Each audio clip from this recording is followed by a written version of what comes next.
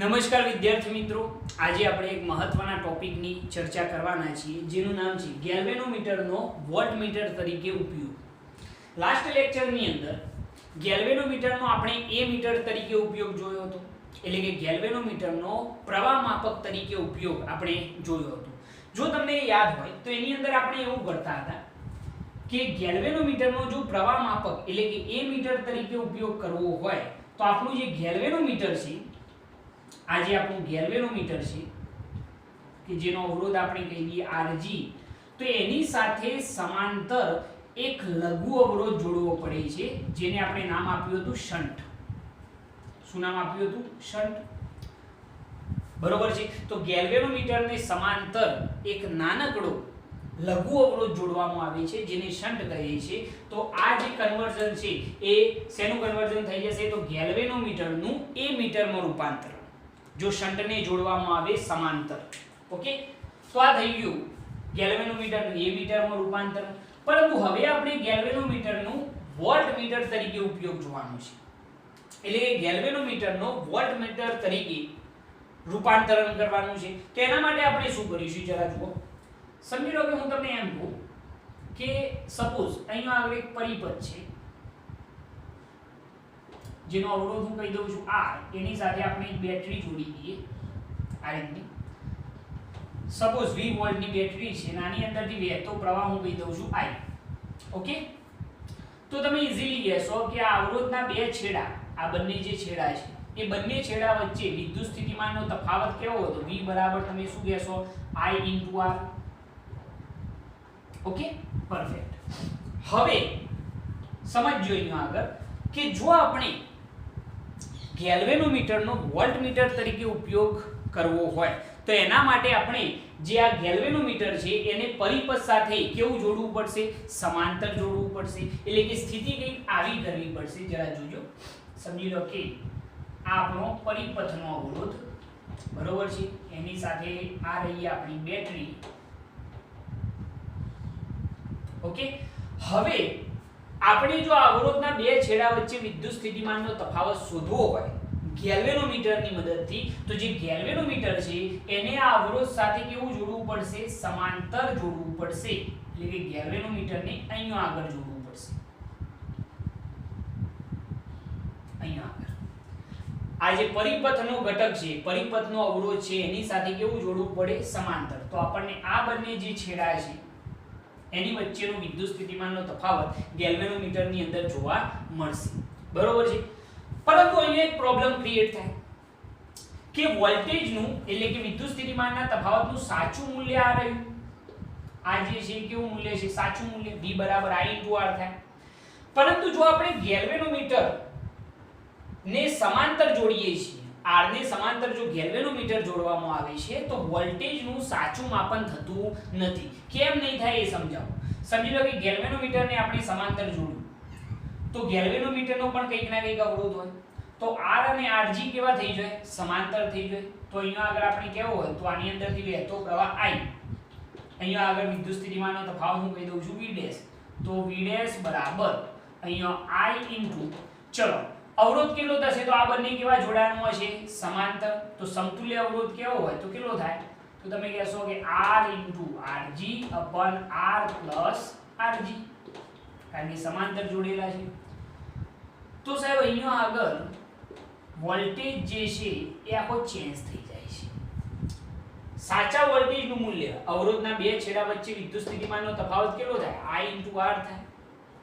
પરંતુ અહીંયા આગળ જ્યારે આપણે ગેલ્વેનોમીટર અવરોધને સમાંતર જોડીએ છીએ તો એ વખતે વિદ્યુત સ્થિતિમાનનો તફાવત શું થઈ જાય છે? V' થઈ જાય છે. એટલે કે ખોટો વોલ્ટેજ મળે છે, એટલે કે ખોટું મૂલ્ય મળે છે. સાચું મૂલ્ય કેટલું છે? V બરાબર I * R, પરંતુ અહીંયા જવાબ ખોટો મળ્યો. તો આ શું થયું? કે પહેલો જ પ્રોબ્લેમ અહીંયા ક્રિએટ થયો. જે ડખો શરૂ થાય છે અહીંયાથી શરૂ થાય છે. બરોબર. તો અહીંયા આગળ જો આપણે મુશ્કેલીઓ કેવી હોય તો મુશ્કેલીઓ કઈ નડે છે જરા અહીંયા હું લખું છું, જરા ધ્યાન રાખજો. મુશ્કેલીઓ. ઓકે, પહેલી મુશ્કેલી આપણને શું નડી? તો અહીંયા આગળ આપણે મુશ્કેલી કેવી હોય તો એમ કહી શકીએ છીએ કે પહેલી તો વસ્તુ એ કે ગેલ્વેનોમીટરને પરિપથ સાથે કેવું જોડવામાં આવે છે? સમાંતર. તો અહીંયા આગળ લખીએ કે ગેલ્વેનોમીટરને વોલ્ટમીટર તરીકે ઉપયોગ કરવા માટે પરિપથ સાથે સમાંતર જોડવામાં આવે છે. એવું લખી શકાય કે ગેલ્વેનોમીટરને વોલ્ટમીટર તરીકે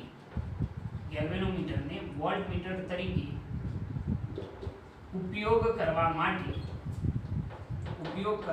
માટે તેને પરિપથ સાથે કેવું જોડવામાં આવે છે? તો સમાંતર જોડવામાં આવે છે.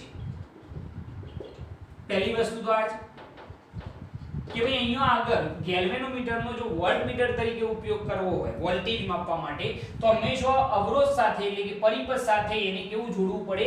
સમાંતર જોડવું પડશે. જો સમાંતર જોડીએ છીએ તો પ્રોબ્લેમ શું થાય છે? પ્રોબ્લેમ શું થશે? ગેલ્વેનોમીટરનો અવરોધ ખૂબ જ ઓછો હોય કે જેના લીધે મોટા ભાગનો જે પ્રવાહ છે એ ગેલ્વેનોમીટરમાંથી પસાર થાય. આની અંદરથી તો બહુ ઓછો પ્રવાહ પસાર થાય. સપોઝ હું એમ કહું કે અહીંયા આગળથી પ્રવાહ સમજી લો કે 10 એમ્પિયર હોય, બરોબર છે, તો મોટા ભાગનો પ્રવાહ અહીંયાથી પસાર થાય. સમજી લો કે 10 માંથી 8 એમ્પિયર પ્રવાહ અહીંયાથી પસાર થાય. અહીંયા આગળ તો માત્ર કેટલો જાય? 2 એમ્પિયર સપોઝ, બરોબર છે. તો મોટા ભાગનો પ્રવાહ અહીંયાથી પસાર થાય છે. તો બીજો પ્રોબ્લેમ લખીએ કે ગેલ્વેનોમીટર નો અવરોધ ખૂબ જ ઓછો હોવાથી ગેલ્વેનોમીટરનો અવરોધ કેવો છે? ઓછો. અને પ્રવાહ કઈ તરફ જવાનો પ્રયત્ન કરે? તો જે તરફ અવરોધ ઓછો હોય. તો ગેલ્વેનોમીટરનો અવરોધ ખૂબ જ ઓછો હોવાથી મોટા ભાગનો પ્રવાહ ગેલ્વેનોમીટર માંથી પસાર થાય છે. મોટા ભાગનો પ્રવાહ અહીંયાથી પસાર થશે કે જેના લીધે આપણે અવરોધ R ના બે છેડા વચ્ચેના વોલ્ટેજ સાચા માપી શકશું નહીં. બરોબર છે. તો અહીંયા આગળ પહેલી તો એ જ લખીએ આપણે કે વોલ્ટેજનું સાચું માપન થઈ શકતું નથી. એટલે કે અવરોધના બે છેડા વચ્ચેના જે વોલ્ટેજ આપણે માપીએ છીએ એ સાચા મપાશે જ નહીં, કારણ કે મોટા ભાગનો પ્રવાહ અહીંયાથી પસાર થઈ જાય.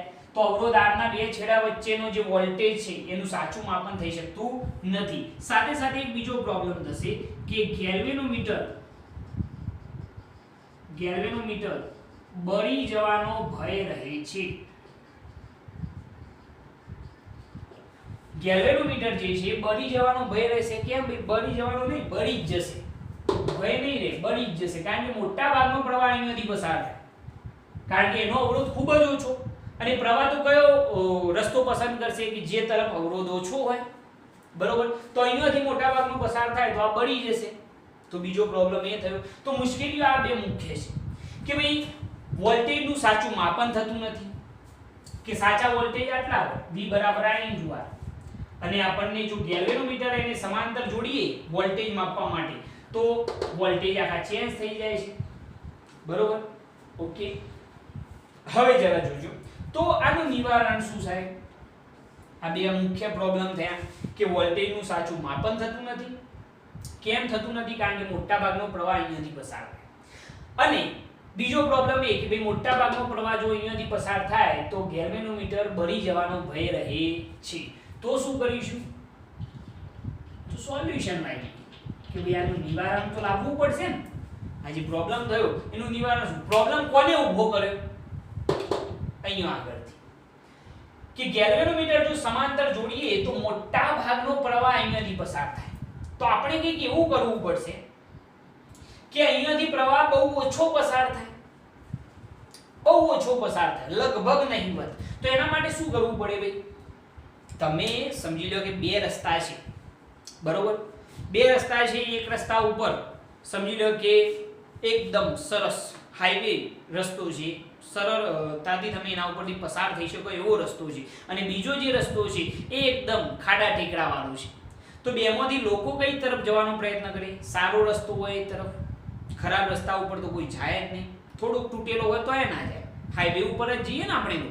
ઓકે, તો પ્રવાહ પણ એવું જ કરીએ છીએ. મોટા ભાગનો પ્રવાહ અહીંયાથી પસાર થાય, જેના લીધે મોટા ભાગના પ્રોબ્લેમ ક્રિએટ થયા. તો આપણે શું કરીશું? કે જો આપણે મોટા ભાગના લોકોને આ જે થોડો ખરાબ રસ્તો છે એના ઉપરથી પસાર કરવા હોય, એટલે કે મોટા ભાગનો પ્રવાહ જો અહીંયાથી પસાર કરવો હોય, ગેલ્વેનોમીટરમાંથી બિલકુલ પ્રવાહ પસાર ન થવા દેવો હોય, તો શું કરીએ? સારો રસ્તો જે છે એના ઉપર જઈ અને મોટા મોટા પથ્થર જઈ નાખી આવીએ, આખા રસ્તામાં પથ્થર કરી નાખીએ, બરોબર છે? એટલે કે અવરોધ ઊભો કરીએ, મોટો અવરોધ. તો કોઈ એ બાજુ થઈને જશે ખરું? નહીં જાય. પછી તો બધાને ક્યાં થઈને જવું પડશે? આ જે થોડોક તૂટેલો રસ્તો છે એના ઉપર થઈને જવું પડશે. તો અહીંયા આગળ પણ આપણે એવું જ કરીશું. નિવારણ શું છે કે આપણે આ જે ગેલ્વેનોમીટરનો અવરોધ ખૂબ જ ઓછો છે એનો અવરોધ ખૂબ જ વધારી દઈએ, તો અહીંયાથી પ્રવાહ પસાર થાય જ નહીં. પછી તો બધો પ્રવાહ કઈ તરફથી? આની અંદરથી પસાર થશે. તો અહીંયા આગળ નિવારણ એ જ છે કે આપણે શું કરીશું? તો આપણે કંઈક આવું કરીશું કે ગેલ્વેનોમીટર સાથે શ્રેણીમાં મોટો અવરોધ જોડવામાં આવે છે. નિવારણ આ જ છે કે ગેલ્વેનોમીટર સાથે શ્રેણીમાં, એટલે કે અહીંયા આગળ ગેલ્વેનોમીટર સાથે શ્રેણીમાં મોટો અવરોધ જોડવામાં આવે છે, જેથી ખૂબ જ ઓછો વિદ્યુત પ્રવાહ ગેલ્વેનોમીટરમાંથી પસાર થશે. ખૂબ જ ઓછો પ્રવાહ ગેલ્વેનોમીટરમાંથી પસાર થશે, બરોબર છે? હવે ખૂબ જ ઓછો પ્રવાહ જો આની અંદરથી પસાર થાય તો આ બંને પ્રોબ્લેમનું સોલ્યુશન થઈ જશે, બરોબર? કઈ રીતે? જો પહેલું તો ગેલ્વેનોમીટર બળી નહીં જાય, કારણ કે મોટા ભાગનો પ્રવાહ આની અંદરથી પસાર થાય, આની અંદરથી પ્રવાહ પસાર થશે નહીં. અને બીજો જે પ્રોબ્લેમ હતો કે સાચા વોલ્ટેજનું માપન થઈ શકતું નથી, એ પણ થઈ જશે. કઈ રીતે? જરા જુઓ કે ગેલ્વેનોમીટરમાંથી પસાર થશે, ખૂબ જ ઓછો પ્રવાહ ગેલ્વેનોમીટરમાંથી પસાર થશે અને કુલ અવરોધ કેટલો થઈ જાય? R થશે, જેથી સાચા વોલ્ટેજનું માપન થઈ શકશે.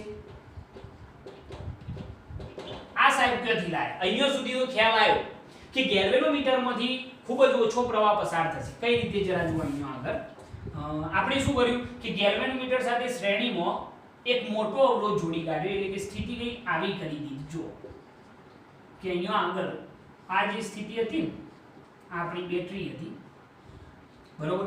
અહીંયા આગળ આપણે આ બંને છેડા વચ્ચે વિદ્યુત સ્થિતિમાનનો તફાવત માપવા માટે ગેલ્વેનોમીટરને શું કરતા હતા? સમાંતર જોડતા હતા, બરોબર? હવે આપણે શું કર્યું કે અહીંયાથી આપણે બિલકુલ પ્રવાહ પસાર નહીં થવા દેતો. પહેલા વધારે પ્રવાહ પસાર થતો હતો, જેના લીધે પ્રોબ્લેમ ક્રિએટ થયા. તો હવે આની અંદરથી બિલકુલ પ્રવાહ પસાર થવા દેવો નથી, ખૂબ જ ઓછો પ્રવાહ પસાર કરવો છે. તો અહીંયા આગળ આ ગેલ્વેનોમીટર સાથે શ્રેણીમાં એક મોટો અવરોધ જોડી કાઢવાનો, જેને મેં નામ આપ્યું RS. એક મોટો અવરોધ જોડી કાઢવાનો, જેથી ગેલ્વેનોમીટરનો અવરોધ ખૂબ જ વધી જશે. આની સરખામણીમાં ઘણો બધો મોટો વધી જશે, કે જેથી મોટા ભાગનો પ્રવાહ પછી ક્યાંથી પસાર થશે? આની અંદરથી પસાર થશે. ગેલ્વેનોમીટરમાંથી પસાર થતો પ્રવાહ ખૂબ જ કેવો થઈ જાય? ઓછો થઈ જાય, કે જેના લીધે આપણે R ના બે છેડા વચ્ચેના વિદ્યુત સ્થિતિમાનનો તફાવત માપીએ તો એનું મૂલ્ય કેવું આવે છે? સાચું આવે છે, બરોબર છે? સમજી લો કે અહીંયા આગળ હું બતાવું કે સપોઝ અહીંયા પ્રવાહ 10 એમ્પિયર હોય, તો હવે અહીંયાથી બહુ ઓછો પ્રવાહ પસાર થશે. મોટા ભાગનો પ્રવાહ અહીંયાથી પસાર થાય લગભગ 9.8, તો અહીંયાથી કેટલો થાય? 0.2 એમ્પિયર. આ જસ્ટ ખાલી એમને લખું છું. 9.8 એટલે કે લગભગ મોટા ભાગનો પ્રવાહ આની અંદરથી પસાર થાય, અહીંયા આગળથી બહુ ઓછો પ્રવાહ પસાર થશે. ઓકે? તો આપણો કુલ અવરોધ જે છે એ R થઈ જશે અને આપણે વોલ્ટેજનું સાચું માપન કરી શકીશું. સાહેબ આ ક્યાંથી લાવે? સમજાવો કે ભાઈ અહીંયા આગળ કુલ અવરોધ R કેમ થાય? આનો કુલ અવરોધ જે છે આ પરિપથનો એ R થાય તો જ આપણે V = I * R મેળવી શકીએ, જે સાચું મૂલ્ય છે. તો અહીંયા શું થશે? જુઓ, કુલ અવરોધ કઈ રીતે R થાય સાબિત કરીને બતાવું, જરા જોજો. ઓકે, આ બંને કેવા છે? શ્રેણીમાં. તો એ બંનેનો સમતુલ્ય શું થાય? Rg + Rs. ક્લિયર? એની સાથે R કેવા છે? સમાંતર. તો સમતુલ્ય સમતુલ્ય અવરોધ જો આપણે કહેવું હોય તો આની સાથે આ બંને જે શ્રેણીમાં છે એ કેવા થઈ ગયા? સમાંતર થઈ ગયા. તો શું થઈ જાય? આ કેટલા થયા શ્રેણીમાં? Rg Rs. એની સાથે r કેવો થયો? સમાંતર. તો શું થાય ભાઈ? સમાંતર જોડાણ માટે R1 R2 upon R1 R2. તો શું થઈ જશે? જુઓ, R Rg Rs upon શું આવશે? R Rg Rs. એટલે ભાઈ કયા સૂત્ર ઉપરથી કોઈ કન્ફ્યુઝન નહીં આની અંદર? R1 R2 upon R1 R2. Okay, હવે જરા જુઓ કે મેં તમને કહેલું છે કે આ જે અવરોધ છે Rg Rs એ એટલો બધો મોટો થઈ જાય છે, હજારો ગણો આના કરતા. આ r ની સરખામણીમાં આ અવરોધ ખૂબ જ મોટો થઈ જાય, જેથી આની અંદરથી પ્રવાહ પસાર જ નહીં થતો.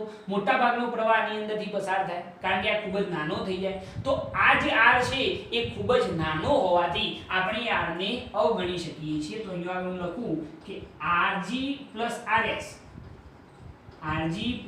Rs જે છે એ ગ્રેટર ધેન શું થઈ જાય છે? r. તો આપણે r ને શું કરી શકીએ? અવગણી શકીએ. ખૂબ જ સૂક્ષ્મ છે. તો અહીંયા શું થઈ જાય? જોજો, સમતુલ્ય અવરોધ જો આપણે કહેવું હોય તો કેટલો થઈ જાય? r કૌંસની અંદર Rg Rs. ચલો આને અવગણો તો કેટલા આવશે? Rg Rs. તો આ બંને કેન્સલ. તો સમતુલ્ય અવરોધ કેટલો થયો? r. હવે તમે અવરોધના આ બંને છેડા વચ્ચે આ જે અવરોધો છે એનો સમતુલ્ય અવરોધ કેટલો થઈ ગયો? r થઈ ગયો. હવે r ના બે છેડા વચ્ચે જો વોલ્ટેજ માપવામાં આવે તો v' બરાબર i * સમતુલ્ય અવરોધ કેટલો થઈ ગયો? r, જે સાચું મૂલ્ય આપે છે. બરોબર?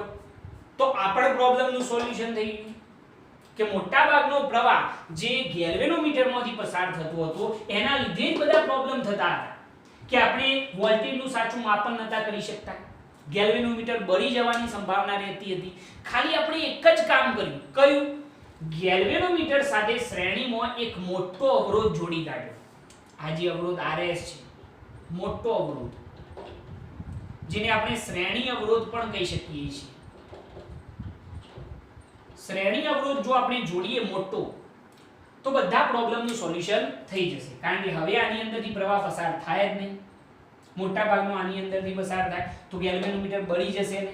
બીજી વસ્તુ એ કે ગેલ્વેનોમીટર દ્વારા આપણે વોલ્ટેજનું સાચું માપન કરી શકીએ, કારણ કે આ સ્થિતિમાં જો આપણે સમતુલ્ય અવરોધ મેળવીએ તો એ કેટલો થાય? r જેટલો થાય. અને પછી આપણે r ના બે છેડા વચ્ચે વિદ્યુત સ્થિતિમાનનો તફાવત માપીએ તો v' બરાબર i * શું થઈ જાય? r થઈ જાય. ઓકે, તો આ પ્રોબ્લેમનું સોલ્યુશન થઈ ગયું. ક્લિયર? ઓકે, નોટ કરવાને, એના પછી આપણે આગળ ચર્ચા કરીએ. નોટ કરી લો. નોટ કરવાને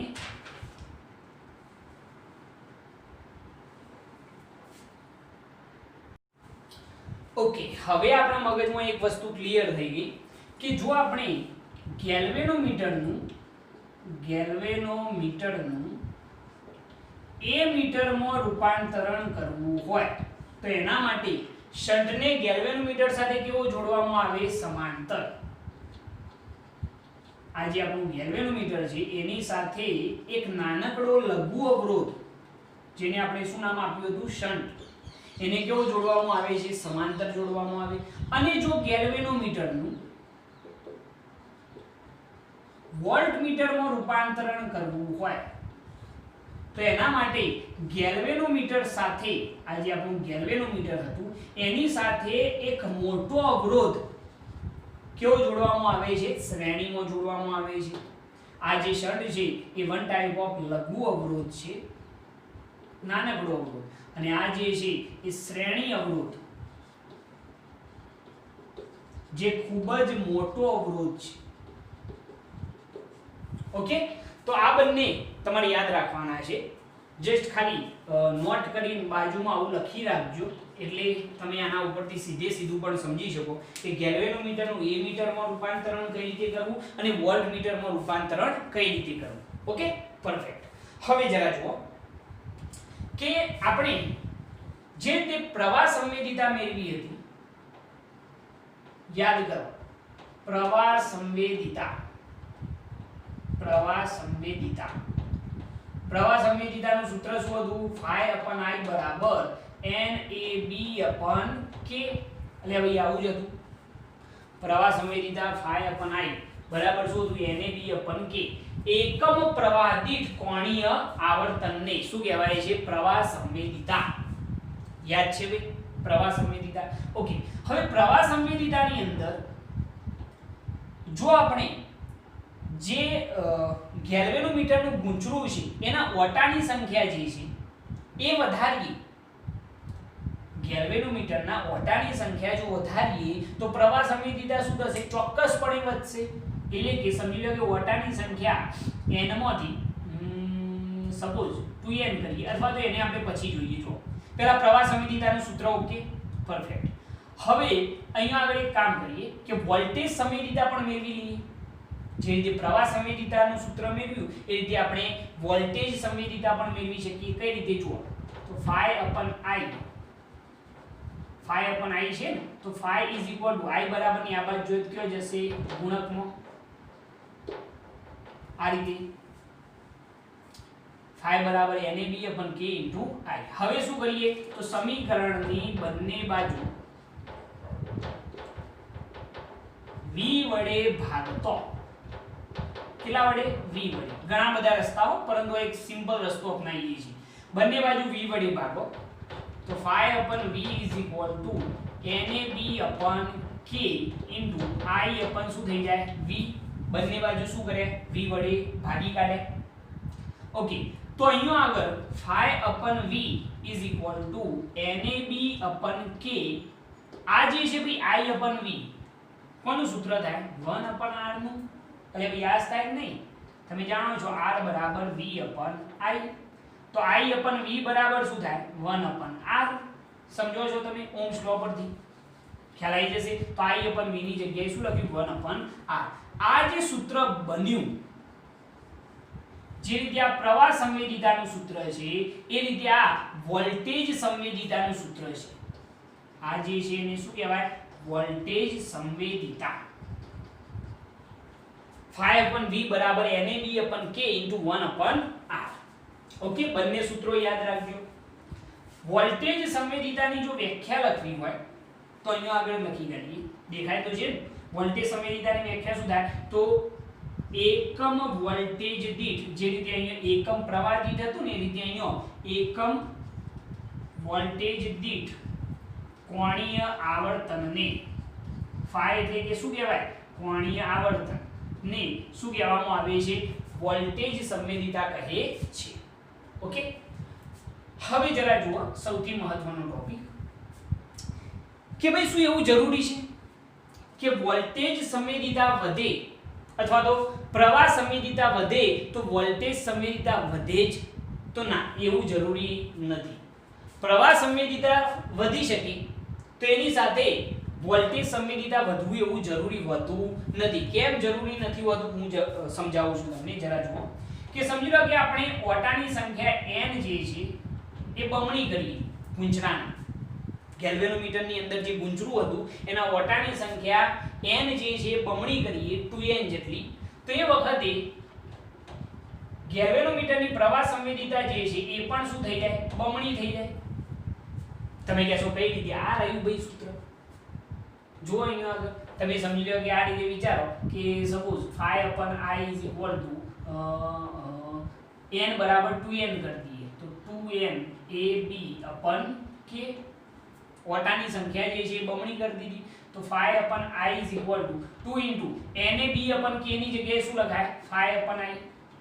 તો પ્રવાહ સંવેદિતા કેટલી થઈ ગઈ? બમણી થઈ ગઈ. સમજો છો કે નહીં? પ્રવાહ સંવેદિતા કેટલી થઈ ગઈ? બમણી થઈ ગઈ.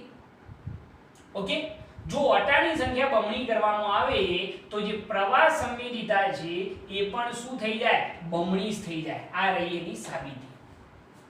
બરોબર? ઓટાની સંખ્યા શું કરી? બમણી. જો 2n કરી અહીંયા આગળ તો 2NAB/K. આ NAB/K ની જગ્યાએ શું લખાય? ફરીથી phi/i. બરોબર? તો ઓટાની સંખ્યા બમણી કરતો પ્રવાહ સંવેદિતા શું થાય છે? બમણી થાય છે. પરંતુ જો હું વોલ્ટેજ સંવેદિતાની વાત કરું, વોલ્ટેજ સંવેદિતાની જો હું વાત કરું તો phi upon v is equal to NAB upon k into 1 upon શું છે r. જો અહીંયા આગળ ઓટાની સંખ્યા n માંથી 2n કરવામાં આવે, ઓટાની સંખ્યા જો બમણી કરવામાં આવે તો એની સાથે અવરોધ જે છે આ રહ્યો એ પણ શું થવાનો બમણો થશે.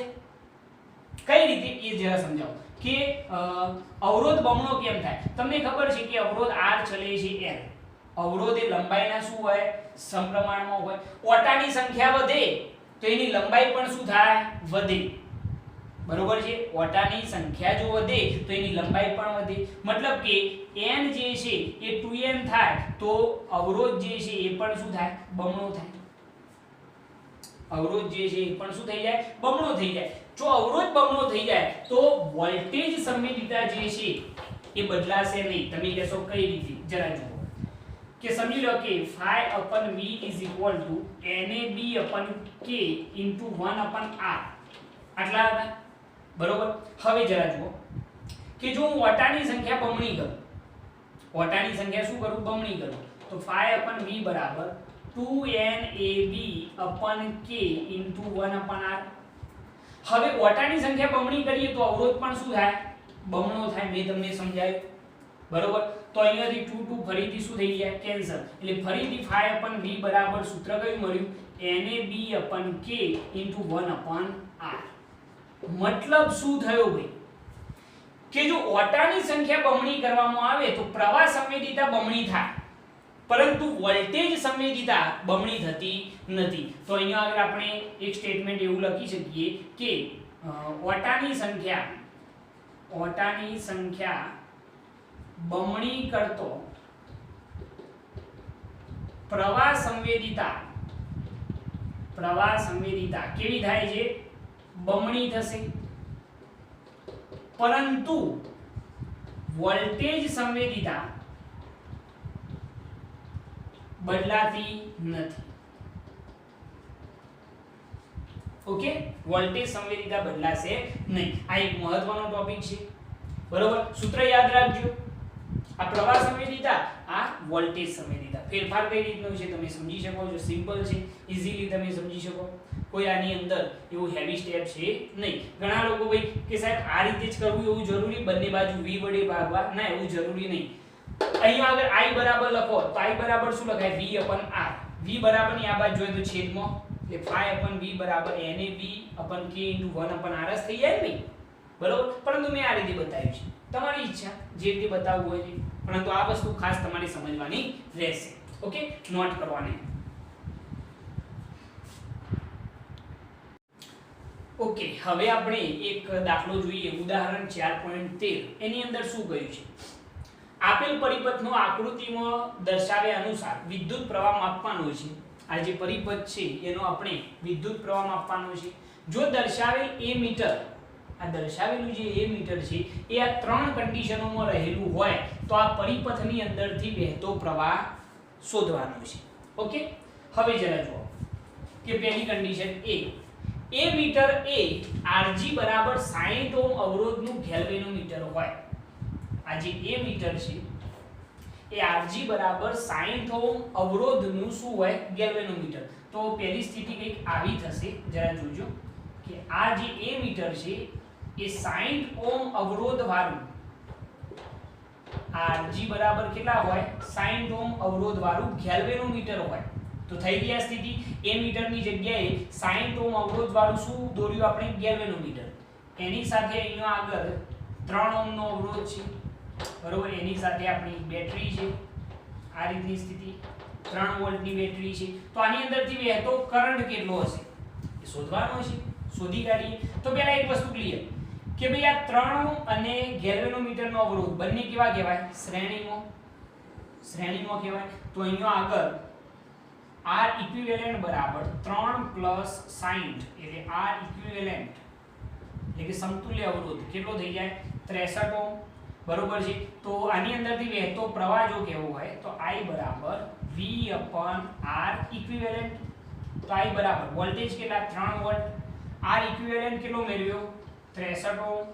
તો આ જે પરિપથ છે એની અંદરથી વહેતો પ્રવાહ 0.0476 એમ્પિયર આવશે. બરોબર, એટલે પ્રવાહ I બરાબર કેવો હોય તો 0.048 કહી શકાય, આટલા એમ્પિયર. પહેલી સ્થિતિ કે જ્યારે જે એ મીટર છે એ 60 ઓહ્મ અવરોધ વાળું શું હોય, ગેલ્વેનોમીટર હોય. ઓકે, તો પહેલો ક્વેશ્ચન તો થઈ ગયો ભાઈ. ચલો બીજો ક્વેશ્ચન બી. હવે શું કહ્યું છે જો, તે એમાં દર્શાવ્યા પ્રમાણે, એટલે કે આ સ્થિતિમાં એમાં દર્શાવ્યા પ્રમાણેનું ગેલ્વેનોમીટર હોય, પરંતુ શન્ટ અવરોધ RS બરાબર 0.02 ઓહ્મ વડે એ મીટરમાં રૂપાંતરણ કરેલું હોય. એટલે કે બીજી સ્થિતિ આવી જ હોય, પરંતુ આ જે ગેલ્વેનોમીટર છે એ શન્ટ જોડી અને ગેલ્વેનોમીટરમાં રૂપાંતરિત થયેલું હોય. તો શું થાય જરા જુઓ. તમને બધાને યાદ છે કે જે શન્ટ જોડવામાં આવે છે, બરોબર, જે શન્ટ જોડવામાં આવે છે એ આપણા ગેલ્વેનોમીટરને કેવો જોડવામાં આવે છે યાદ કરો. જે આ શન્ટ કયો છે 0.02 ઓહ્મ, એ હંમેશા ગેલ્વેનોમીટરને કેવો જોડવામાં આવે ભાઈ, સમાંતર જોડવામાં આવે છે. તો અહીંયા આગળ એને કંઈક આ રીતે જોડેલું હશે, આ રીતે, જેને હું RS નામ આપું, અને RS બરાબર કેટલા છે 0.02 ઓહ્મ. ઓકે, તો હવે આની અંદરથી વહેતો પ્રવાહ કેટલો થાય શોધી કાઢીએ. પહેલા તો I બરાબર V upon R, એટલે કે R ઇક્વિવેલન્ટ શોધવો પડે. તો જરા કહી શકશો પહેલા આ બંને કયા સ્થિતિમાં કહેવાય, આ બંને કેવા કહેવાય, સમાંતર. જો એ બંને સમાંતર હોય તો સમતુલ્ય અવરોધ R ઇક્વિવેલન્ટ, અથવા તો એને કહી દઈએ R is equal to, સમતુલ્ય અવરોધ R is equal to Rg into Rs अपन શું થઈ જાય, Rg plus Rs. એટલે ભાઈ ખબર છે બે સમાંતર હોય તો R1 into R2 upon R1 plus R2. તો એ બંનેનો સમતુલ્ય અવરોધ કેટલો થશે, Rg કેટલા 60, Rs કેટલા છે 0.02 ઓહ્મ, Rg છે 60 plus 0.02 ઓહ્મ. ઓકે, 60 * 120 એટલે 1.2 અને આ થઈ જશે 60.02. ઓકે, આટલું થશે 1.2 અને 60.02. ભાગાકાર કરશો તો તમને જવાબ મળશે 0.02 ઓહ્મ. આ બંનેનો સમતુલ્ય આવે. હવે આ બંનેનો જે સમતુલ્ય R છે એની સાથે આ 3 ઓહ્મ કેવા થઈ જાય, શ્રેણીમાં થઈ જાય. તો અહીંયા આગળ હું લખું છું R ઇક્વિવેલન્ટ બરાબર શું થઈ જશે 3 ઓહ્મ વત્તા શું થઈ જાય 0.02 ઓહ્મ. તો R ઇક્વિવેલન્ટ બરાબર 3.02 ઓહ્મ થઈ જશે. કેટલા થઈ જશે 3.02 ઓહ્મ. ખ્યાલ આવે શું કર્યું, પહેલા આ બંનેનો સમતુલ્ય શોધ્યો અને એના પછી એની સાથે આ કેવા થઈ ગયા, શ્રેણીમાં થઈ ગયા. તો આ ઇક્વિવેલન્ટ કેટલો થયો 3.02. તો વહેતો પ્રવાહ I બરાબર V upon R ઇક્વિવેલન્ટ. તો I બરાબર વોલ્ટેજ કેટલા 3 વોલ્ટ અને R ઇક્વિવેલન્ટ કેટલો મળ્યો 3.02 ઓહ્મ. તો વહેતો પ્રવાહ I બરાબર 3 ભાગ્યા 3.02 કરો એટલે લગભગ 0.99 એમ્પિયર થશે. બરોબર, આ બીજી સ્થિતિ, પહેલી અને બીજી થઈ ગઈ. ઓકે, નોટ કરવાની, નોટ કરો, ચાલશે. ચલો વાંધો નહીં, ત્રીજો સહેલો જ ક્વેશ્ચન બની જશે, એને અહીંયા જ સમય લઈએ છીએ. ત્રીજો ક્વેશ્ચન શું છે જો, શૂન્ય અવરોધ વાળું આદર્શ એ મીટર હોય. શું કહ્યું ભાઈ, શૂન્ય અવરોધ વાળું આદર્શ એ મીટર હોય, મતલબ કે આને કોઈ અવરોધ જ ના હોય, અવરોધ 0. સમજી લો કે Rg બરાબર 0 થઈ ગયા, આ 0 થઈ ગઈ. તો એ સ્થિતિમાં શું થાય, ખાલી અવરોધ આટલો જ રહેશે 3. બરોબર છે. તો ત્રીજી સ્થિતિ જે છે C, એના માટે I બરાબર V upon શું થઈ જાય R. તો I બરાબર V કેટલા 3 વોલ્ટ અને અવરોધ કેટલો 3 ઓહ્મ. કારણ કે આ જે ગેલ્વેનોમીટર છે અથવા તો એ મીટર છે એ 0 ઓહ્મ અવરોધ વાળું છે. તો આનો તો કોઈ અવરોધ છે જ નહીં, એટલે ખાલી આ એટલો જ રહેશે. તો 3/3 એટલે કેટલા થઈ જાય 1 એમ્પિયર. તો ત્રીજો ક્વેશ્ચન પણ થઈ ગયો. સિમ્પલ છે ત્રણેય ક્વેશ્ચન, સરળતાથી સોલ્વ થઈ જાય. નોટ કરવાની, બહુ દમદાર નથી આ. ઓકે, હવે આપણે જોઈએ સ્વાધ્યાયનો 4.10. સિમ્પલ દાખલો છે, પ્રવાહ સંવેદિતા અને વોલ્ટેજ સંવેદિતા પરથી છે. જોઈએ NCERT ની અંદર રકમ જોજો. બે ચલિત ગુંચરાવાળા મીટરો M1 અને M2 ની વિગત આ મુજબ છે. પહેલું જે મીટર છે M1, એનો અવરોધ આપણને આપેલો છે R1 બરાબર 10 ઓહ્મ. એના પછી એના ઓટાની સંખ્યા આપણને આપેલી છે n1 બરાબર 30, એના આડછેદનું ક્ષેત્રફળ આપણને આપેલું છે a1 બરાબર 3.6 ગુણ્યા 10 ની -3 ઘાત મીટર સ્ક્વેર ક્ષેત્રફળ આપેલું છે, અને ચુંબકીય ક્ષેત્ર b1 બરાબર આપણને આપેલું છે 0.25 ટેસ્લા. આ કોના માટે છે તો m1 મીટર માટે. ઓકે, એ રીતે m2 મીટર માટે પણ આપણને આપેલું છે. એ શું આપેલું છે જો કે r2 બરાબર 14 ઓહમ, n2 બરાબર ઓટાની સંખ્યા 42, આડછેદનું ક્ષેત્રફળ a2 બરાબર 1.8 ગુણ્યા 10 ની -3 ઘાત મીટર સ્ક્વેર જે આડછેદનું ક્ષેત્રફળ છે, અને ચુંબકીય ક્ષેત્ર b2 બરાબર 0.50 ટેસ્લા. આ કયા મીટર માટે છે તો m2. બરોબર, આ રીતની સ્થિતિ આપણને આપેલી છે અને એમ કહ્યું છે કે આ બંને મીટરો માટે m2 અને m1 માટે વિદ્યુત પ્રવાહ સંવેદિતાનો ગુણોત્તર અને વોલ્ટેજ સંવેદિતાનો ગુણોત્તર શોધો. હવે પ્રવાહ સંવેદિતા અને વોલ્ટેજ સંવેદિતાના સૂત્રો તમને બધાને યાદ જ હશે. પ્રવાહ સંવેદિતાનું શું થાય NAB/K, અને વોલ્ટેજ સંવેદિતા phi/V બરાબર શું હતું NAB/K * 1/R. તો આપણે બંને વિચારીએ. પહેલા પ્રવાહ સંવેદિતા આપણે વિચારીએ. જો પ્રવાહ સંવેદિતાનો ગુણોત્તર આપણે વિચારીશું. ચલો પહેલા આના માટે m1 માટે વિચારીએ તો સૂત્ર કયું થાય NAB/K, એટલું જ થાય ને. અરે ભાઈ phi/I પહેલા ગુંજરા માટે હું વાત કરી રહ્યો છું. પ્રવાહ સંવેદિતા phi/I બરાબર NAB/K. આ phi/I ને મેં પહેલા ગુંજરાનું છે એટલે એને નામ આપ્યું m1. તો m1 બરાબર n1 a1 b1 અપન શું આવશે k. k જે છે વર અચળાંક છે એ ચેન્જ થવાનો નથી. તો ચલો પહેલા ગુંજરા માટે તમે શોધી જ કાઢો. ઘણી બધી રીતે આ કેલ્ક્યુલેટ થઈ શકે, પરંતુ આપણે કિંમતો મૂકીને શોધીએ. જુઓ n1 બરાબર કેટલા 30, આડછેદનું ક્ષેત્રફળ 3.6 ગુણ્યા 10 ની -3 ઘાત, ચુંબકીય ક્ષેત્ર 0.25 ટેસ્લા, અને અપન છેદમાં કેટલા છે k. k ની કોઈ કિંમત આપેલી નથી. આનું સાદુરૂપ આપજો. સાદુરૂપ આપો કેટલું થાય છે 30 ગુણ્યા 3.6 ગુણ્યા 10 ની -3 ઘાત ગુણ્યા 0.25 કેટલા થાય છે 27 ગુણ્યા 10 ની -3 ઘાત અપન શું થશે k. ક્લિયર? ઓકે, તો આ પહેલા ગુંજરા માટે થયું. સેમ કન્ડિશન બીજા ગુંજરા માટે, જેને આપણે નામ આપીએ m2. તો m2 બરાબર શું થાય n2 b2, આ રીતે લખીએ n2 a2 b2 અપન શું આવશે k. n2 a2 અને b2 અપન શું આવશે k.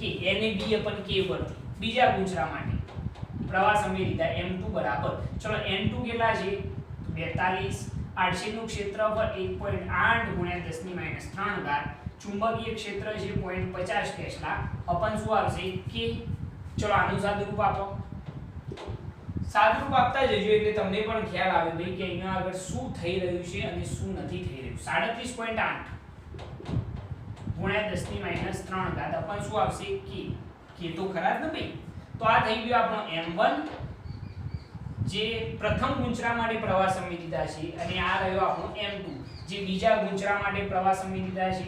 હવે જો ગુણોત્તર આપણે વિચારીએ પ્રવાહ સંવેદિતાનો તો શું થાય બીજા ગુંજરાની પ્રવાહ સંવેદિતા ભાગ્યા પહેલા ગુંજરાની પ્રવાહ સંવેદિતા. તો m2 બરાબર કેટલા થાય 37.8 ગુણ્યા 10 ની -3 ઘાત અપન k અપન છેદમાં આ રીતે લખીએ 37.8 ગુણ્યા 10 ની -3 ઘાત અપન k અપન છેદમાં m1 બરાબર કેટલા લખીશું તો 27 ગુણ્યા 10 ની -3 ઘાત અપન k.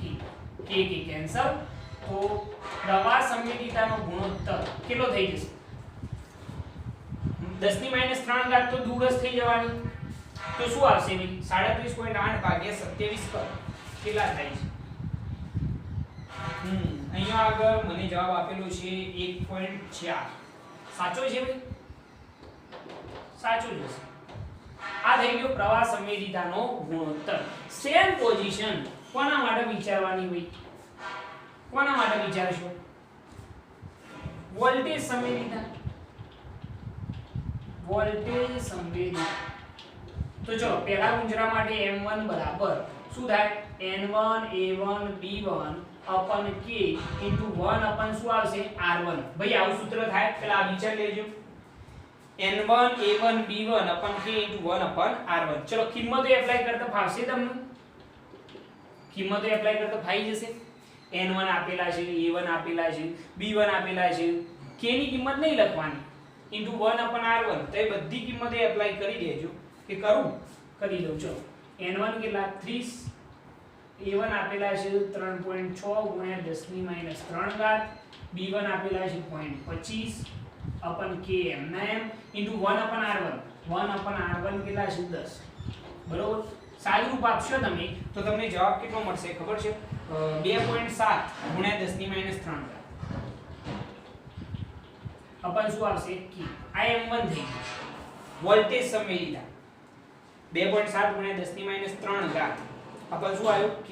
બરોબર. સેમ પોઝિશન બીજા ગુંજરા માટે m2 બરાબર n2 a2 b2 અપન k into 1 અપન શું આવશે r2. કિંમતો મુકતા ફાઈ જશે ને ભાઈ આવું તો કિંમતો તમારે મૂકવાની.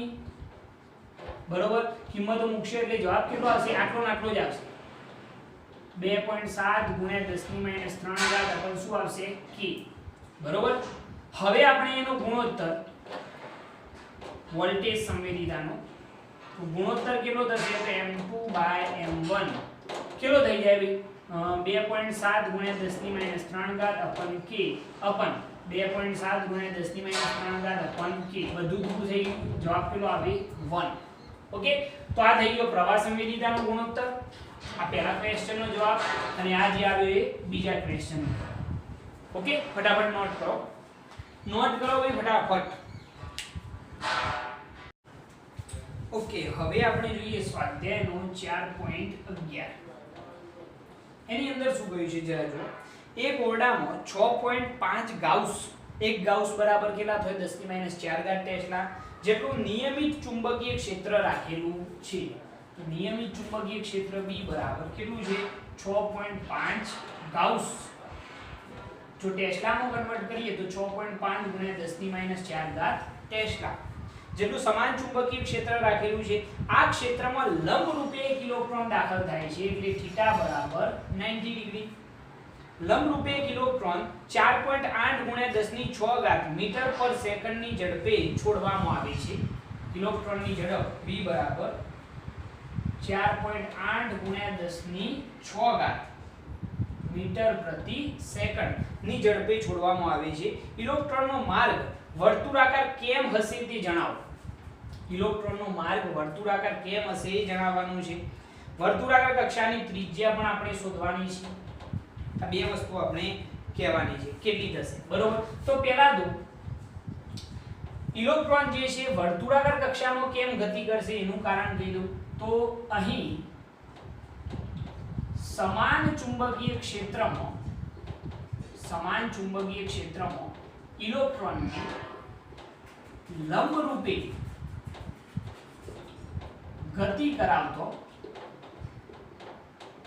તે વર્તુળાકાર માર્ગે જ ગતિ કરે છે. બરોબર છે. કારણ શું છે ઇલેક્ટ્રોનને વર્તુળાકાર માર્ગે ગતિ કરવા માટે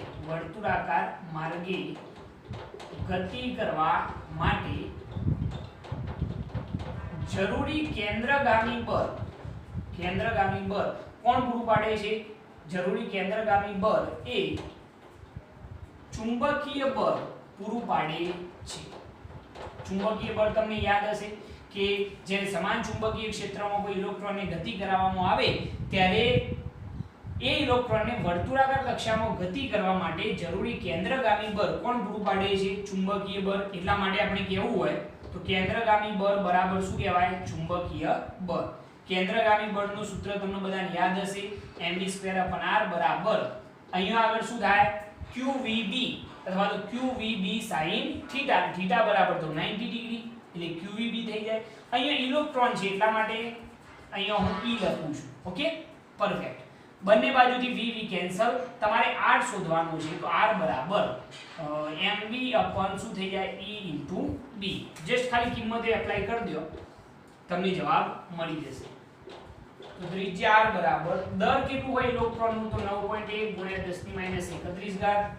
વેગ આપણને આપેલો છે 4.8 ગુણ્યા 10 - 6 ઘાત અપન છેદમાં ઇલેક્ટ્રોનનું મૂલ્ય 1.6 ગુણ્યા 10 - 19 ઘાત ગુણ્યા ચુંબકીય ક્ષેત્ર આપણને આપેલું છે 6.5 ગુણ્યા 10 - 4 ઘાત ટેસ્લા.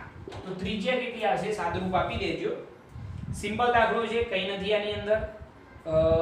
તમારે જવાબ આવશે 4.2 ગુણ્યા 10 - 2 ઘાત. કેટલી શું આવશે? મીટર.